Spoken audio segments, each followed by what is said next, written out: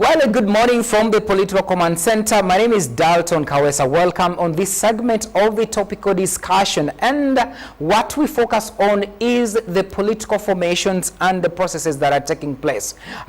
Previously, Tracy and I were looking at the different activities that are taking place in the different political parties, that including nominations that are taking place, people returning their forms actually for nominations, and the harmonization, quote unquote, to ensure that the strongholds are not lost. There are a lot of people that are being asked to step down. Some quarters, some quarter and sphere interpret it as stifling emerging voices in these political parties. Many we have seen have favored the old guards, and the question is, the old guards, are they entrenching themselves in the political parties and are not allowing other voices to come out?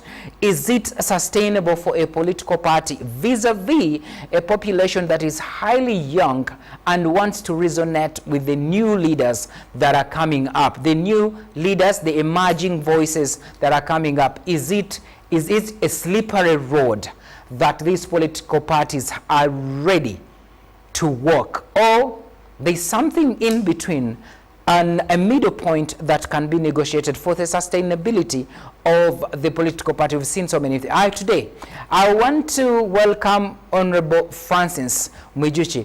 He has been around. He is in Parliament representing the people, but also, most importantly, he is among the promoters of PFF, People's Front for Freedom. Yes, Honorable, good morning. And we want to delve deep. The processes took longer than expected for you to fully be registered. And I know there's fatigue. Some people fatigued and some even went back to FDC. Let's start by asking, how have you guarded yourselves at Katonga that the tipping points that led you guys to divorce FDC, you will not go back to it? Because FDC has birthed around 4 political parties. Not so? Yes, we have the Betty Kamya party. We also have ANT. Now we have PFF. Well, I don't know whether the birth should be the right word, but that has happened. However, in my language, they say, Korma Kormwenjoka, but you know mwina. Once bitten, twice shy. We come on board, better organized, with a lot of experience, having gone through all these challenges of party building, party mobilization, recruitment, going through elections under a dictatorship. And so we are not new. We may have a new name, but we are the same fighters that have always known what we wanted, but been betrayed by our leaders. Right away from the FDC, even under the NRM, it was betrayal by the leaders. And so we now come better organized, with that experience, but we're knowing that we must act and do things differently. But it's the same clique that divorced Betty Kamya to form the Federal Party. It is the same, what you took, the same clique that made the Mugisha Muntu to leave. How sure are you that you will not go that way? Well, I think the point I'm making is that we are now in charge of our agenda. At some stage at the FDC, we were not in charge of our agenda and we were diverted. We now come with a platform where we are in charge of our agenda, we know where we are going, we know how we are going to get there. For example, you have heard that we are going to deploy leaders. We are picking nomination forms, we are recruiting people, but this experience, this situation of having people come from wherever they are coming from, come and join a party like they are joining a business, and then they start dealing in political businesses, will not happen anymore. We will have to have consensus on who can be our flag bearer. Then after then, he becomes one. Or if we can't get consensus, then we shall have a verification committee. You boast about that you experienced group that has gone the same people, although in a different platform. And I want to just put context or just draw a parallel. NNT left with big names: Mugisha Muntu, Ali Salaso, Winnie Kiza, Centenary, Gerard Karuhanga. Those were seasoned politicians. But we have not seen much. Well, I think even from the way we are starting, you realize we are starting different from the people you're talking about. So I don't want to compare ourselves with any other political party. I want to speak about who we are and what we are here to. They are also very experienced in management. Well, we are experienced in doing things differently. Okay. We are experienced in looking at things. You may be experienced, yes, but the strategy may be different. And for me, I really don't want to take a lot of time on talking about other people's experiences. I'm talking about what we are out to do. Because we have a history of a failed democratization, a history of captivity. And when I talk about captivity, you and I understand this very well. Captivity of political parties. Some political parties have been captured. We all know them. We have a history of captured cabinet. The cabinet is captured. Captured parliament. Captured judiciary.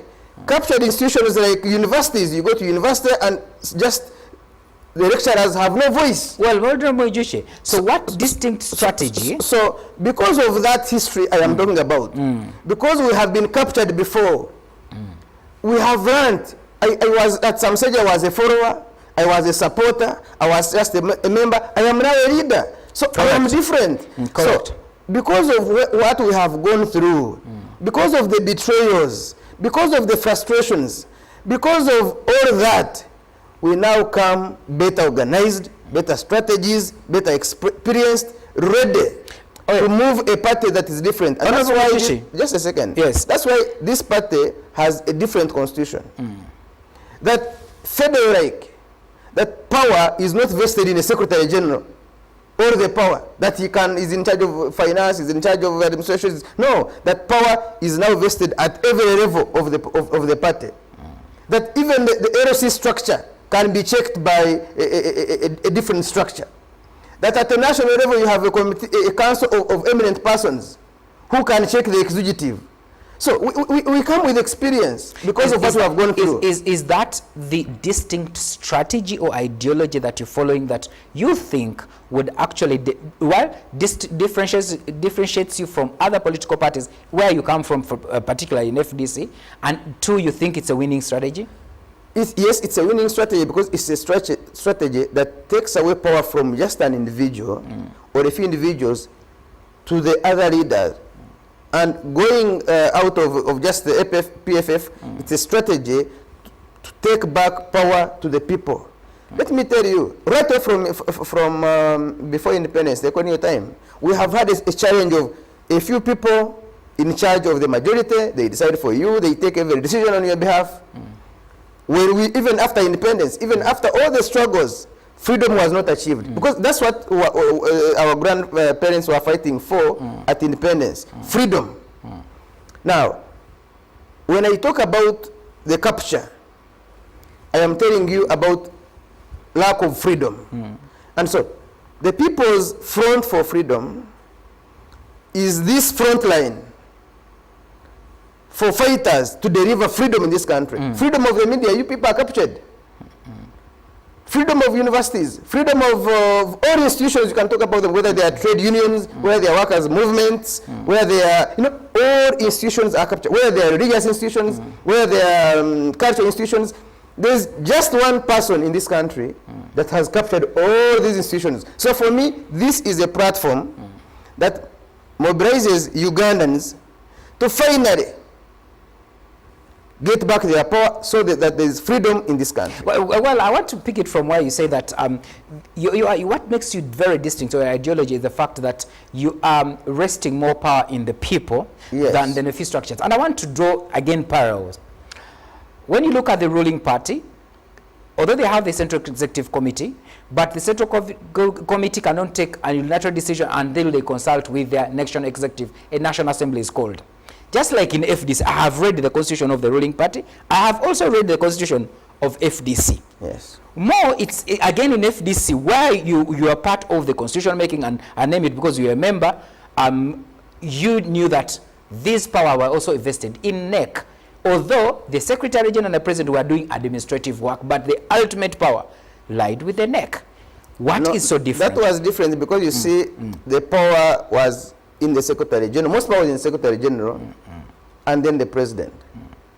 But now you have a party where you have, even after the executive, you have a council of eminent persons headed by a person called the leader. Now, this council can veto all these other powers. You can't take a decision beyond them. They are in charge of every, and such an arrangement is at every level. So you have a problem to come out and say, I have, for example, suspended so and so because I'm a Secretary General. That I am going now to go and engage FDC to have talks with the President of Uganda because I'm a Secretary General. That I'm going to go and so we come from that background of where we have been betrayed. And so for me, I would really want Ugandans to look at us as a party having been betrayed for so long, coming with a strategy of taking away power from a small clique, a few individuals, to the majority in terms of decision making, in terms of opportunities. We have very many unemployed Ugandans in this country. But ask, even the few jobs, how are they given out? We are in an election cycle, period. Somebody comes and says, it is me who is connected. It is you. We are not talking about connection. We are saying, say I am the person who has capacity to deliver. So for me, that culture, because many people now we are coming at a time when many people have given up and said, okay, there's nothing we can do, but we are awakening them to say it is still possible. We can fight and deliver freedom in this country. Well, I'm very sure even when you speak about the Secretary General, Secretary Generals that have gone to meet certain people and said they're taking decision of the political party, they have reported back and they need approval.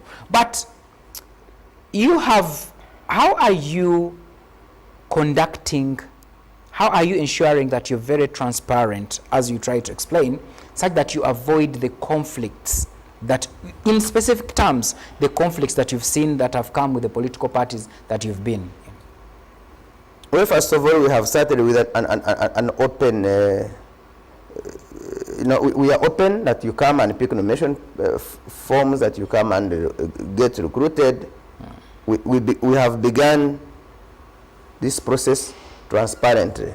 But two, we are clear about what is going to happen. Transparent is a word. Yes, yes. We are saying we are going to allow you the candidates, to talk, get consensus, see who has more leverage of the other. If you cannot, we have a verification committee. This committee is going to engage you and the leadership at your level. And so this is transparent. There's nothing like a group sitting to decide for you. That you see a group of 10 sat in Katonga and came up with so and so as your leader. That you see they say you are not eligible, you cannot contest in such an area. No, it is, we are moving with the people at all levels. You see that in itself can drag a political party, and that in itself can also bring about a bad candidate. At what point does the leadership manifest in direction? At all those points, and the leadership is there to advise, not to take decisions. The people are involved, The different leaders are involved, but the leadership is there to advise on what should be considered, on how they should do it. But the biggest one, like you said, is transparency. Yes. So how are these nomination processes going to go through? Because people would have to understand, maybe there are those that want to be part of this political party, but they're a bit scared because they have seen some political parties that have ring-fenced posts. Others have a committee that will decide that this one will go and this one will not. How is the real process? First of all, we have no ring-fenced position. All positions are open from 1 to 1,000. All positions are open, and that has been declared, and we have asked Ugandans to pick forms for every position, elected position in our party. But two, we have given the timelines, the roadmap. And that's why almost every process, we do it publicly. We call you to come and witness. We have even, the Electoral Commission has asked that they change their guidelines to include what they had forgotten, not to include that you can actually get nominated in absentia. Because that they had not included it. And it's not a new thing, really. It has happened in the past in this country, including in the National Electoral Commission. Yeah. That somebody can be nominated in absentia, somebody is out of the country, somebody is not available on that day. And so we are not going to look anybody outside. Okay. Whether you are here or there. All right. From what you say, you have really, if you are to be believed, you have taken the power to the people, to the masses, to decide on them. Yes. Where are the structures? You have grassroots structure already. First of all, this is how parties begin. They don't begin with grassroots structures. The parties begin with the promoters coming up with signatures to the Electoral Commission, and then they get a certificate. Once you get a certificate, then it is you, those that represented the promoters, that become the first committee. And it is this committee now that is in charge until a delegates conference or a national convention. And that national convention brings about all the promoters now. These promoters take a decision on how then the structures are going to be in place. So you couldn't have started with structures because we were not there as a political party. Yes. So that is how a party begins. So we have now an interim leadership. This interim leadership will be managing the party until another national convention that will agree on which structures as per the constitution and how that. So on the 8th, when we have the national convention, it is when a decision will be taken on the structures, on the committees, on how long this interim leadership will take, because now it will be this committee, the Council of Eminent Persons, which has been formed by the promoters, that will now bring to us in the convention proposals which will be approved, and then we can talk about the structures. When you people set out to collect signatures, I remember there are different promoters, even then, that were sent in different areas to ensure you also managed one area. A lot of people that I know in Katonga manage different areas. From the look of things, these promoters, would you assess yourself and say, we are much into, for the start, we are highly in urban areas and semi-urban areas, and that's why we're going to push much? No, first of all, like I said, we are everywhere in this country. We have been to every sub-county, not once, not twice. We have been to every village in this country, not once or not twice, either for campaigns or for mobilization. We have a new name, but we are not new on board. And so we actually have leadership. You're saying you're already in these places? Yes, we have leadership that has moved with us. They were in FDC, they have moved to PFF. You go to districts and they have just changed their forums from PFF, from FDC to PFF. You go to sub-counties, you find leaders have just changed the name of the office to a different office. So we're just already on ground. We're just going to formalize. Yes, you don't have the structures, but you're just already on ground. We're on ground, we don't have the structures there. We are going to formalize our people into structures, into offices, and that's why after 8th, we'll be moving to every region to meet our leaders, to launch this rebranded frontline of fighters. And that's why I told you we are going to deploy fighters, we are going to deploy candidates, we are going to deploy in a way that we, again, never shall we have people who come and masquerade as leaders, here they are just looking for a card to sell to get money. Some people, you've just said that you, although you've not formalized, but you have the sub-counties and counties and name it. Then someone asks, it begs the question, how come that wasn't reflected in the recent youth election? Well, first of all, you should also realize that we got a certificate less than a week to special interest groups elections. We got our certificate less than 2 weeks to the youth elections. So as we still gather reports on how many have succeeded on our ticket, that should be put into consideration. There was no time to do that. People had already decided to go independent, others had thought they would go into other political parties, all of a sudden get a certificate, and they started moving back. So I can't often tell you how many, for example,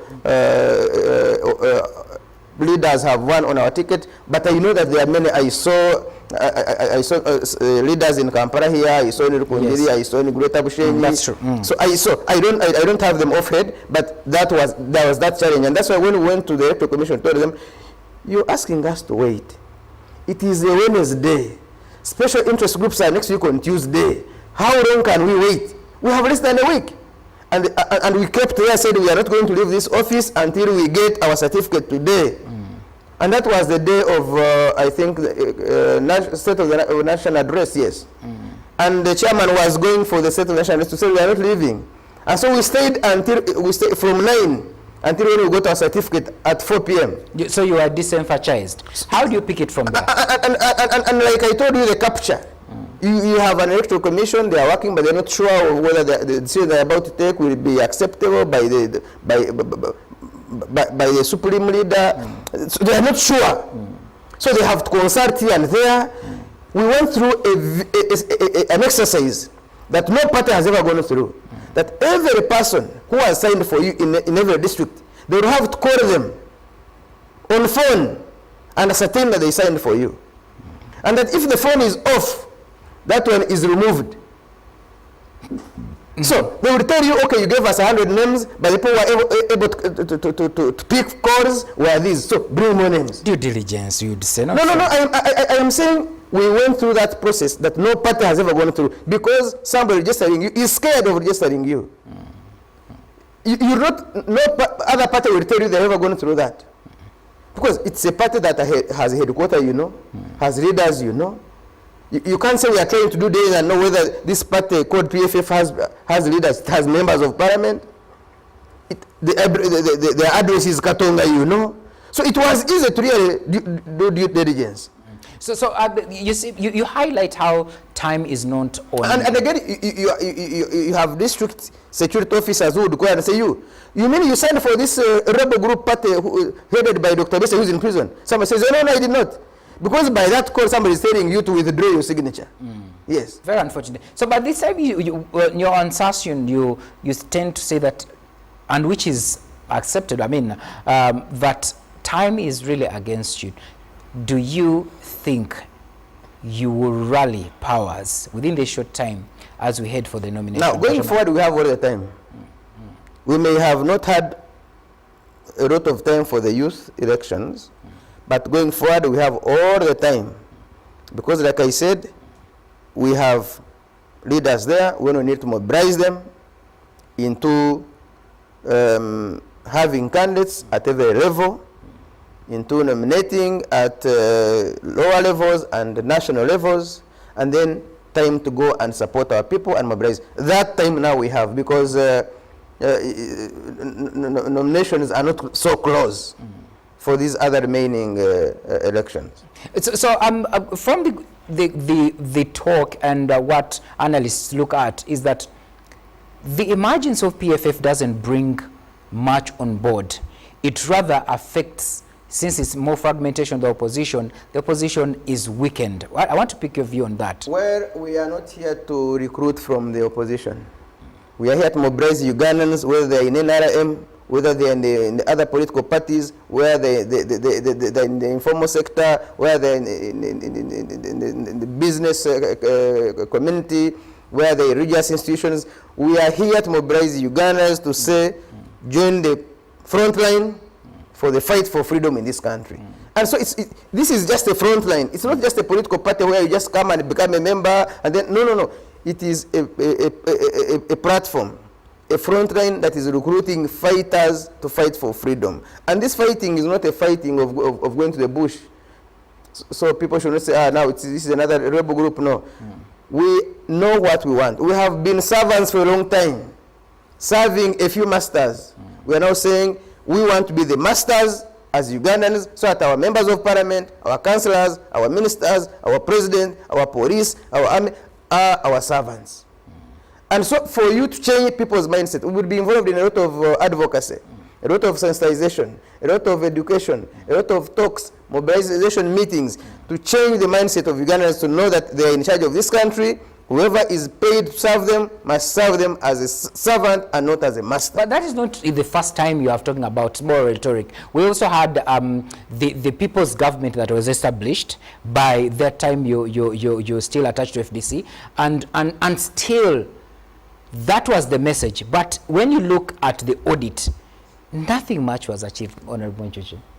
Well, I have told you that Rome was not built in a day. We believe that many things have changed.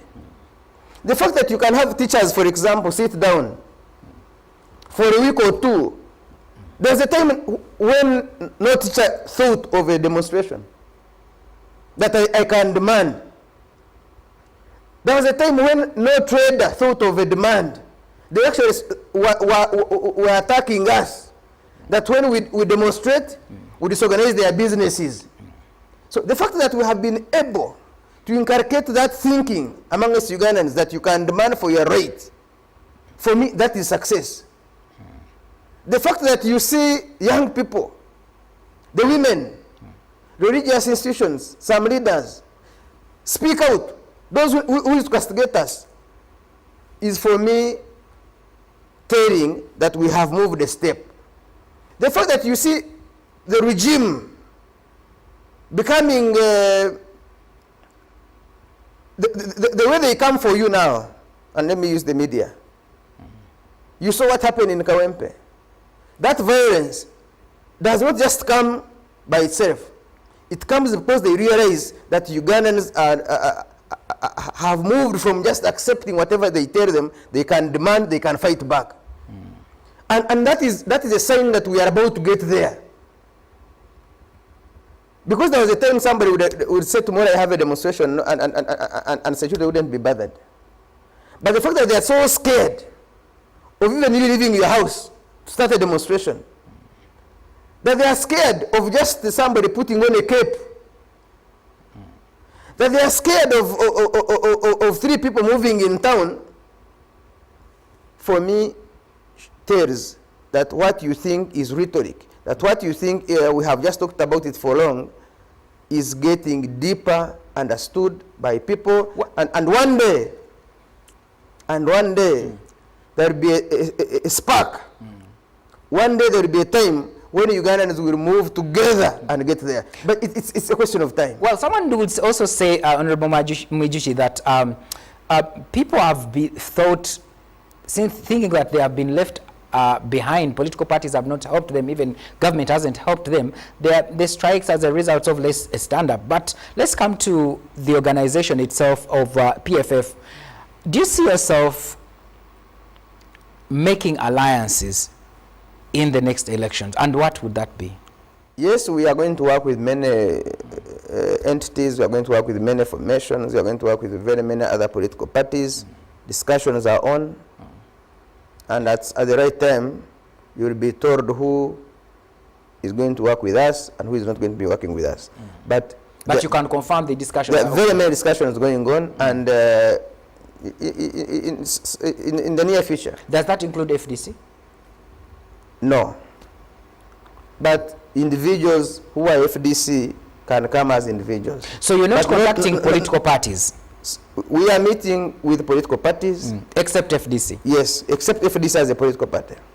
We are meeting individuals from different political parties, religious institutions, civil society, media practitioners. So you're welcome on board to discuss the future of this country. Isn't that vindictive? No. You learn to forgive as long as you share the strategy. That's why we are saying people can come as individuals. But the political party says, what if FDC wants to extend an olive branch? FDC is gone. Please don't talk about it. It is a gone case.